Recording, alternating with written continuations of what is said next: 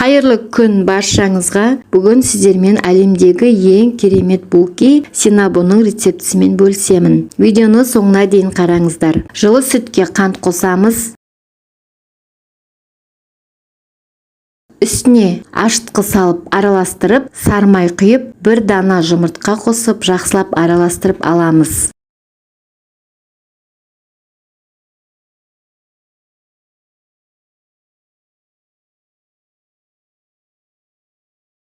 Енді ұнды електен өткізіп салып, қасықпен араластырып, қолмен жұмсақ қамыр илейміз. Қамырды 1 сағат жарым, 2 сағаттай бетін жауып, жылы жерге қойып қоямыз.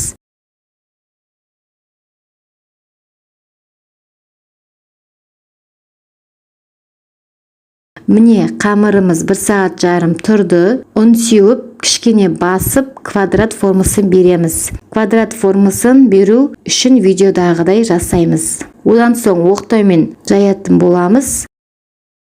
Енді қамырдың үстін сармайды ерітіп жағамыз. Содан соң қант пен корицаны жақсылап араластырып, енді осы сармай жаққан қамырдың үстіне сеуіп шығамыз. Бізде осындай болып шықты. Енді рулетке ораймыз. Орап болдым. Енді түп-түз етіп кесу үшін жіпті пайдаландым. Видеодағыдай етіп кесеміз. Пергамент қағаз төсеп, формаға орналастырамыз. Пешті алдын ала қосып қоюды ұмытпаңыздар. Арасын өте жақын қылмаймыз. Пеште 180 градуста 25 минуттай пісіріп аламыз. Әзірше біз помадканы дайындаймыз. Ол үшін қаймаққа қант ұнтағын қосып араластырамыз. Енді осыны піскен ыстық булкиге жағып шығамыз.